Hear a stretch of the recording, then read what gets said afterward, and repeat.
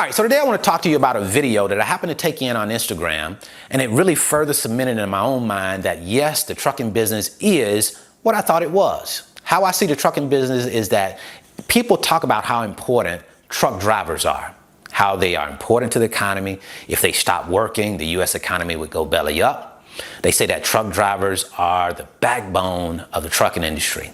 But I think that's a lot of rhetoric. That's just talk. Because the question that I would ask, and I'm sure many truck drivers would ask, is if I'm so important, if my services are so important, then why am I not compensated based on how important I am, right? Because we know the more value something has, the more you pay for that something, that service, for that product or whatever it may be.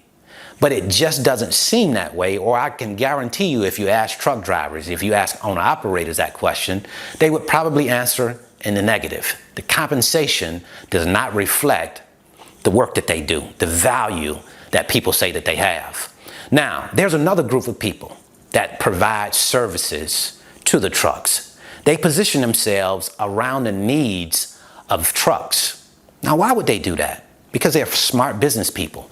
And they understand that the trucking industry is structured so that the truck driver is paid just enough so that he always needs the industry, right? So he'll be making just enough money to get by in most cases, right? So you position these businesses around the trucking industry and you provide what they need.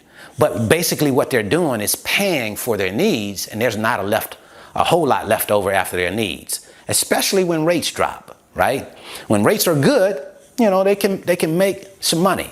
But even when rates are good, or what some people call good, the smaller owner-operators still struggle, right? So I think it's about choosing a side, right? There are two sides. There's one side that say, I can be a truck driver.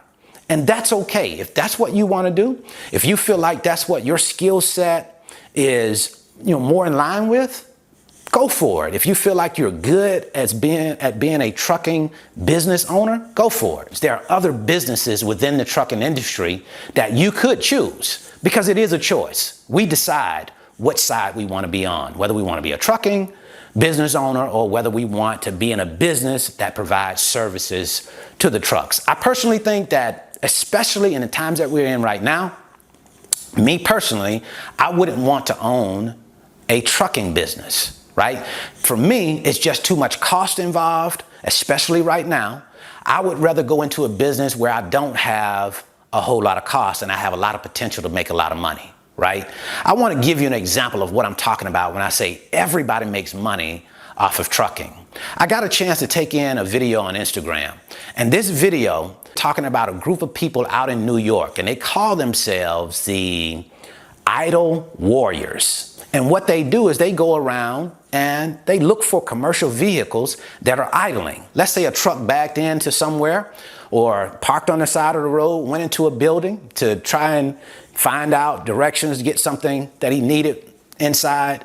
And let's say he leaves the truck running. If he leaves that truck running for longer than 3 minutes and one of these idle warriors captures him on video for longer than 3 minutes and sends that video in, then he is going to receive a ticket, right? You have people that are making 40, 50,000, even over 6 figures just being these people that are watching for commercial drivers idling. So it seems like there's a lot of opportunity for people, for businesses that use the assets of truckers to make money. But when it comes down to the trucker actually making money off of his own asset, those opportunities don't seem to be as plentiful. So what do? I think the primary reason why that this is the way it is because there are just too many trucks and it drives down the value of trucks. So here's what you do, in my opinion. If you really like the trucking industry and you want to stay within the trucking industry, maybe you just don't drive a truck. Maybe you look at other businesses within the trucking industry and find your way in these businesses, or at least give them a chance. Check them out. Here's what I'll do to help you out. I'm going to give you an overview of what the freight broker business looks like. I'm going to break it down and show you how a load moves from point A to point B. And I'm going to video myself doing that. That way you can see how it works before you come into it. Just go into the description box and click on the link and it'll give you access to the 5-video series. That's what I wanted to share with you today. I certainly hope this information has been helpful. In the meantime, see you at the top. because the bottom is much too crowded.